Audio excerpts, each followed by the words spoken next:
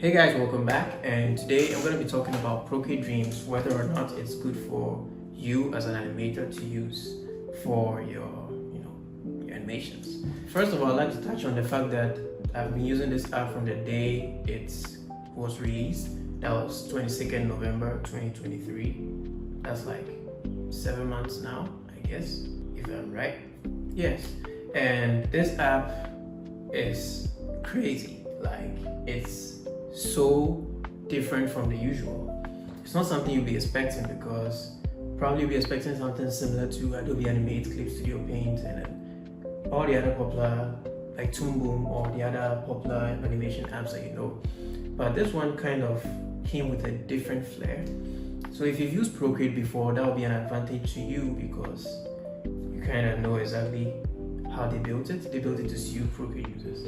So like I said, I've been using this app for 7 months now, so I think I kind of know enough about the basics of this whole app and what it can do and what it cannot do, probably. So basically, I'm going to go through the pros and the cons, the good and the bad of this app, whether or not it's worth it to try. Let's go with the good first. So I love the fact that it comes with a lot of creative control. It allows you to do whatever you want. Like, there are so many features that allow you to feel free. You don't need to know a lot of things about animation to get it done. Like how you can use the transform tool to directly animate with automatically generated keyframes. So you just, what do they call it? Is it performance mode or something? Yeah, you just hold the object and then move it, and as you're moving it to be recording according to the timeline and the time frame that you're in, which is really cool. So Procreate Dreams was able to kind of put in a lot of features to make you not have to leave the app to use any other software to make your animation better. Like, they're trying to put it all inside so you can just stay in there, feel as comfortable as you can, just to get things done. Yeah. So yeah, I'd like to talk about the interface of the app and how easy they've made it to be for iPad users. So to get a bit clearer for you guys, let me open the app over here. And as you can see, this is just like CaliPeg. You open up and it shows you like a studio. They call this the theater. That's where you're gonna find all your works that you've done so far. So you can also keep your files in iCloud, which is cool if you have a lot of space on your iCloud drive. So yeah, I'm gonna start by creating a new shot, or should I say new dream. Over here, you press the plus icon, and then you can either click draw or empty. But you can also have more control over the outcome of the video by checking the frames per second over here. In animation, we don't really need a lot of frames. We probably need like from between 12 and 24. But let me go for 12, since there's going to be just a small demonstration. Yeah, so you can change the duration, just 10 seconds, which I think is fine. You can also change the aspect ratio or the resolution. So you click on the HD. It's kind of hard to figure out, but you just tap on the HD and you see we have 720p, we have 2K, we have HD, we have 4K. So the highest is 4K, but like you can still expand it by customizing Can you customize it? I think you can if you press and hold. Oh. Anyway, they said the limit of the canvas is like 1 million by 1 million pixels, which I think should be possible, but we can find out later. So first of all, let's just hit draw. So it's going to create a new Procreate Dreams file for us. And over here you can see frame 1, frame 2, frame 3, all the frames over here. You can move this playhead to move through the timeline. And the shortcuts are very unique. You just use 3 fingers, and then you can zoom in and out, both sideways and vertically and horizontally. And you can just drag on the surface of the timeline, it moves the whole thing. You can zoom in perfectly, like across both axes, X and Y, to get a full zoom like that. That's kind of useful if you're gonna use that, especially if you want to see the whole timeline all together like that. basically this is just like Procreate. I'm talking about the interface. Up here you have your tools, just like Procreate, in the same order, with the brush, the smudge, the eraser, and then the layers panel, and also the color palette. Kind of have the same thing, the brush size, the opacity, and then you have your time over here. When you tap that, it's going to allow you to control the onion skin. You can hide or show the onion skin. You can also change the color of the onion skin to suit what you want, what you kind of used to in other apps. And you can change the background color just like in Procreate. So yeah, this is a flipbook. This is kind of like a simplified version of the whole timeline, but it's all in frames, frame by frame. So in case you are going to animate directly frame by frame, you can just draw here. Let me do an example over here. You can just draw and then move on to the next. Draw, move on to the next. Draw, move on to the next. Draw, move on to the next. Draw, move on to the next. Draw again. And then you go back. You can see it's actually kind of cool. So you can move back and forth whilst you're editing the whole thing. So yeah, basically that's how the flipbook works.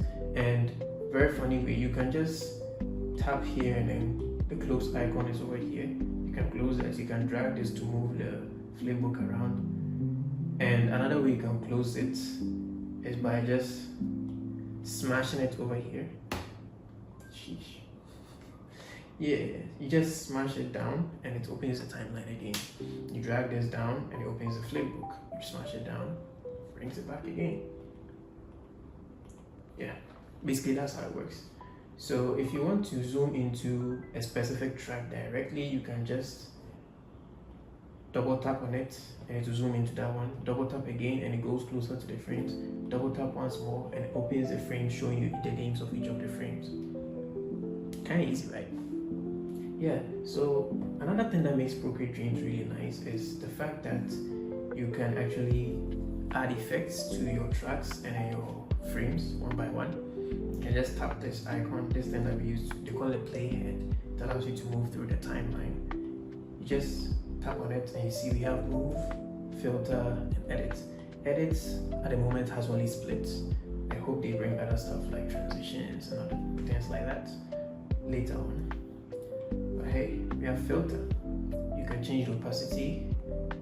You can also change, you can add Gaussian blur if you want. How do you take it off? Whatever. You can sharpen or unsharpen your stuff, the line art especially. You can also generate noise to create a noisy effect if that's the kind of look you want.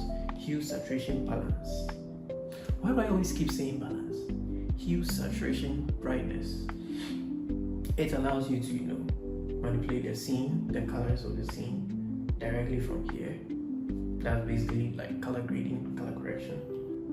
And the move allows you to, move the objects in the scene. That's kind of like using the transformation to, like in clips, in what's it called? Calipeg, you can do the transformation layer and then you just move the objects within the transformation layer.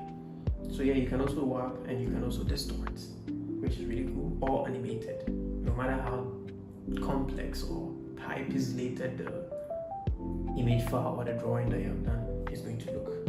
So over here you see it has created keyframes down here. That's because I added effects, so each of the effects have a keyframe. This is the keyframe for the opacity, and this is the one for the Gaussian blur. This is the one for hue, saturation, brightness. Yes, exactly. So you can just delete the keyframes if you want. Yes. Also, you see these stuff over here. This is actually the play button, as you may have guessed. Plays and pauses the whole animation that you're making. Also, we have the performance mode button. This thing is crazy. That's what I was talking about. So I'm going to create a new. Before I go back to the performance mode, let me talk about the whole thing. So you can create a new track over here that's like this line on the timeline that allows you to put layers on. Those are called tracks. So you can add more. I think the limit is like above 100 or something. You can add a photo, you can add a video, text, or files like audio files or any other file that you think will be needed in this app. So yeah, over here I'm going to create a new track so I can do other stuff alongside. Alright, so with this is supposed to be the timeline edit tool. It allows you to edit stuff over here. So when you're in the timeline edit tool, you can use your pencil. You can change the settings so you can use your finger, but I like using my pencil more. So with your pencil, you can just drag over the stuff and it selects them. You can drag over them again and it deselects. You can drag over the ones you want to select and it selects. You can deselect some of them after you selected, and you have the ones you want. That's really cool. And what else? We have the performance mode. First of all, let me hide these frames. I don't need them to be showing while I'm showing the performance mode.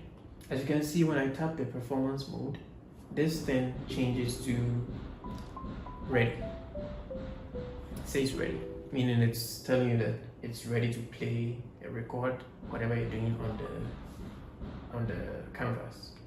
So performance mode is like you're on a stage in front of an audience and you're performing. So whilst you're performing, it's being recorded. So I can draw something here, which is this ball, and I can drag the timeline a bit further so it lasts longer in the animation. And with the performance mode, I can select this object and then move it, and it's going to record everything I do. So here in performance mode, it gives me the transformation tool, so I can move it, and as I'm moving it, it will be animating the objects. So check this out. Once I touch it, it's going to start recording. So I touch, I move, and records. So when I press play, you're gonna see the whole thing play out one more time. So everything I was doing is being played frame by frame, as you can see, which is something very cool you can do in this app. You can turn the performance mode off so that it doesn't record any other thing you do, which is really cool. You can do this to every single track that you create. This is really, really cool. Alright, so I'm going to create something very simple, maybe a background, like a landscape or some sort. And there's like mountains and a river or something. Don't mind the drawing, guys. Maybe the sun. And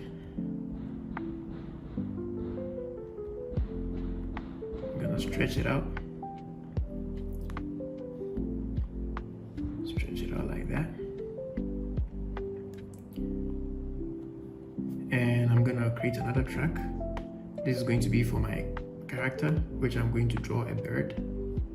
First of all, let me hide this. I'm going to draw the bird on this track. So let's say the bird is gliding in the sky, and I'm gonna flap the wings because that's gonna be a lot of work. Yeah, so I'm going to stretch the bird's layer forward, just like the one for the background. And I can go turn on the background. Now, since the background doesn't have color and the foreground, as the character also doesn't have color, I'm just going to reduce the opacity of the background so you can get it a bit clearer. And I might change the, what's it called? The blur. I'll add some blur to it. So opacity, I'm going to reduce it, and that's going to reduce opacity from the first frame. You have to make sure it's on the first frame. That way, it's going to, subtract the opacity throughout the whole animation. And bring it down like that.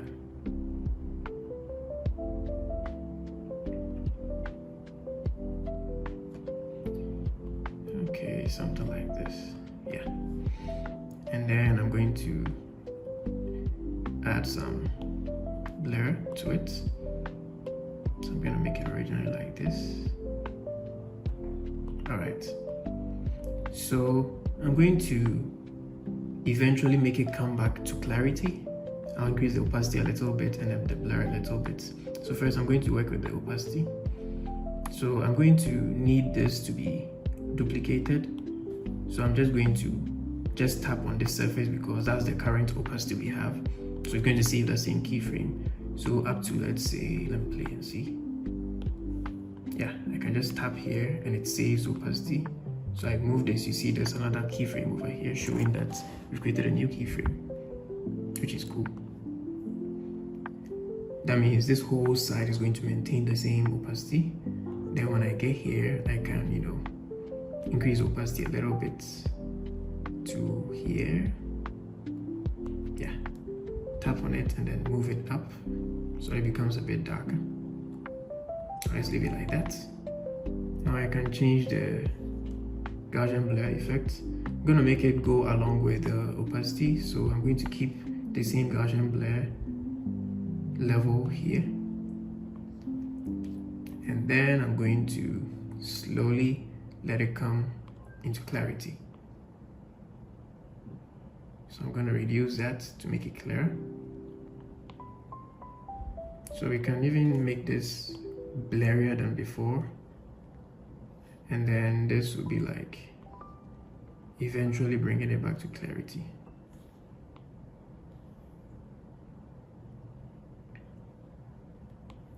So you're gonna be like this. So it's like we are getting closer to the scene, something like that. So now I'm going to zoom in so that the landscape looks like we're getting closer to it. So I'm just going to tap on it again and then go to move and scale. Now I have this. So I'm going to press first I'm going to reduce the size of the background. Yeah. And then I'm going to press the performance mode. So it's ready to record. I can just slowly, first let me go to modify and filter it a bit. This kind of smoothens out the movements that you make so that it doesn't look too rigid or like breaky. So now I'm going to enlarge it smoothly as the timeline goes. So here we go. Good. So now I can press play and then you get it, right? Yeah. Okay. Press play again and zooms in. Really cool, huh? All right, so now I'm going to work on the bird. I'm going to let the bird fly along. And by doing so, I can just, with the help of the performance tool, first of all, I can increase the size of the bird like this. So this is what I was talking about the, what's it called? Calipeg. The problem is that you can't really have your objects outside the view, which is odd. But in Procreate Dreams, you can have the objects outside and you still see it. So first I'm going to just, enlarge, and then I've already enlarged it. Now I'm going to just reduce the size of the bird as it flies into the distance. Like it's getting closer and closer to the scene. So let's animate, movement, move and scale. I'll press the the performance mode, and I can just modify it a bit so it doesn't look too weird. And then I'm going to slowly reduce it.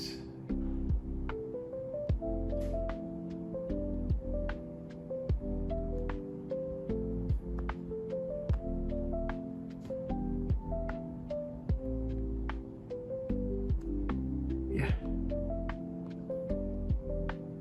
So now we have this. See how cool it looks? Alright, I'm going to go a bit more into detail now. So now I'm just gonna rotate the bird a bit. So to rotate is kind of tricky. You have to tap on the corner that you want to rotate, and you see that moving to over here. Once you see it, you just drag it and then it rotates. So I'm going to press the performance tool so I can rotate the bird as it flies. So I'm just going to rotate now.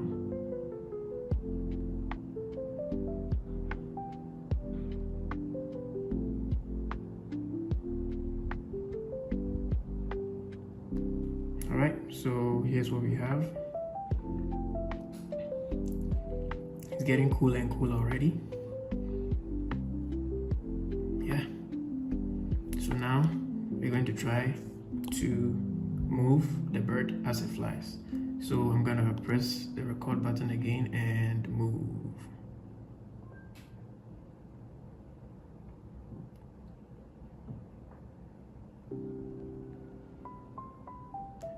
Alright, press play and we have this.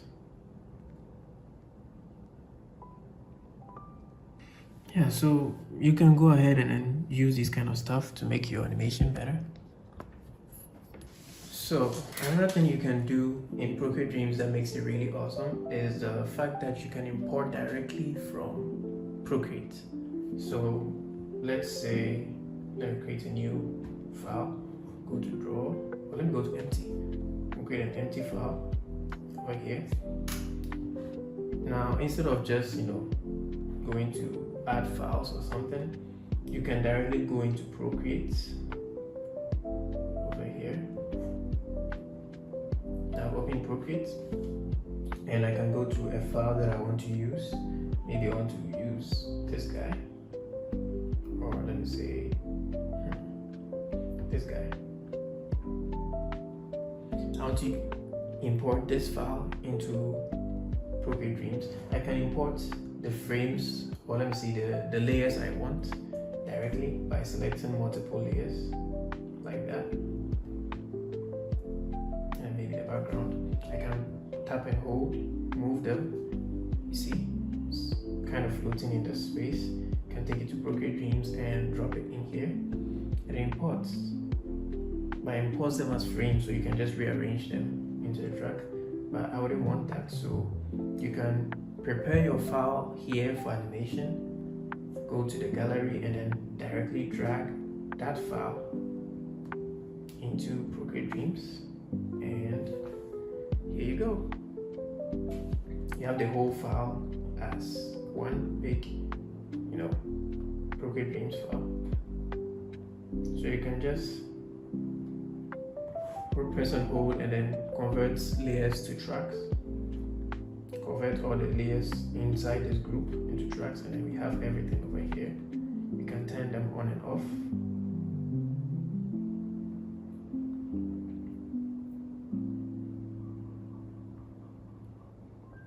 So yeah, you can do all this here in Procreate Dreams, and this kind of allows you to also use the performance mode on all of the backgrounds and everything that you have here. So basically that's it for importation. It allows you to import a lot of stuff into Procreate Dreams, especially if you're good at using Procreate itself. So yeah, that's it for importation. Also, another good thing about it is that it's a one-time purchase. So like, you have it once and that's it. You don't pay any other dime.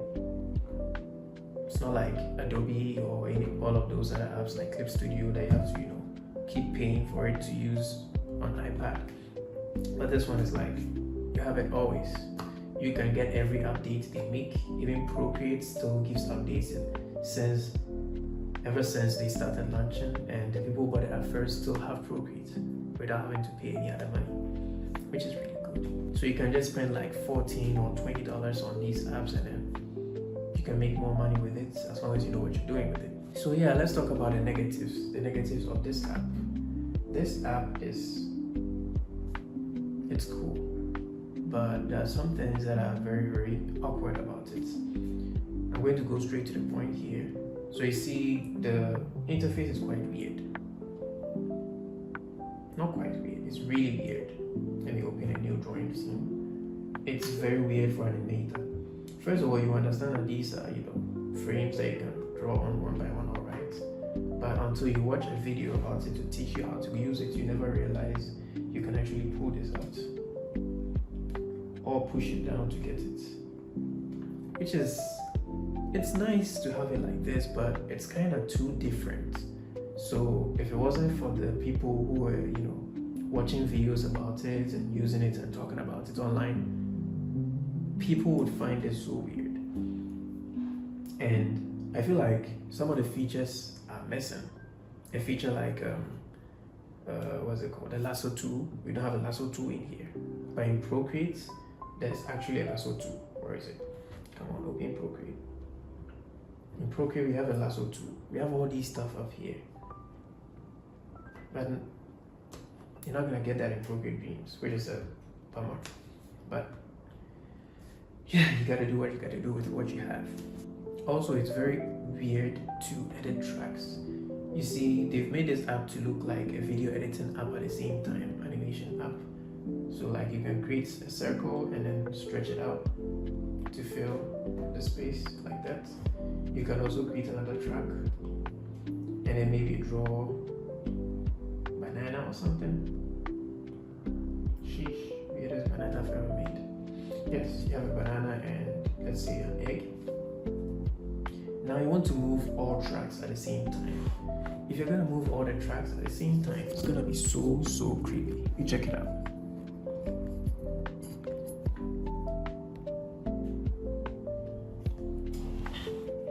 So let's say you want to move these two alongside, to the same direction. You have to use the track editor to select more than one object, which is cool.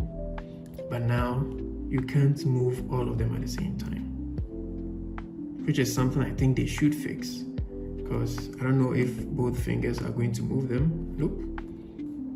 So yeah, you can't control more than one track at the same time, which is really sad. Even if it's on the same track, you can't control them at the same time. But the only thing is that you can add effects to the two of them at the same time, which is cool. But I mean, why is it supposed to be like this if you can move all the tracks at the same time? This makes video editing so tedious, so much that you just pull something backward like this and then now you have to like move all of them. It's like you can edit the length of the what's it called, the tracks at the same time, but you can't even move them at the same time. Honestly, I've always hated this thing about the Procreate Dreams app, but I mean, it's not as bad as the lasso tool. Why would we need an app without a lasso tool? Because like sometimes you need to redraw a certain frame and all you want to do is like tilt something a little bit and you don't have that lasso tool to do the selection and then tilt some few parts. I think with the lasso tool it will really help. So yeah, like I was saying, Procreate Dreams is a very nice app to use, but if you go through the frustration that I went through, you're gonna feel a bit, disappointed. I was hyping this thing the first day it came out so much until I started trying to use it for my own animations and started seeing the downsides, and it made me feel like I was drawing on paper, like trying to animate, like flipping the sheets over and over again, which is a nice feeling, but I mean, why should it be digital if it doesn't have the basic digital art tools like a lasso tool? I mean, Procreate already has a lasso tool, so would it be that hard to just add that tool? I'm sure it's supposed to be easy to do that because all the other apps have it. Even Procreate has it. And now you bring Procreate Dreams and it doesn't have a lasso tool. I've been saying this from the beginning and it's about 7 months now and still we don't have a lasso tool. Anyway, whatever they want to do, they can do that. I don't mind. Then another nice thing about this that I forgot about is that you can have unlimited undos. If you check the settings over here,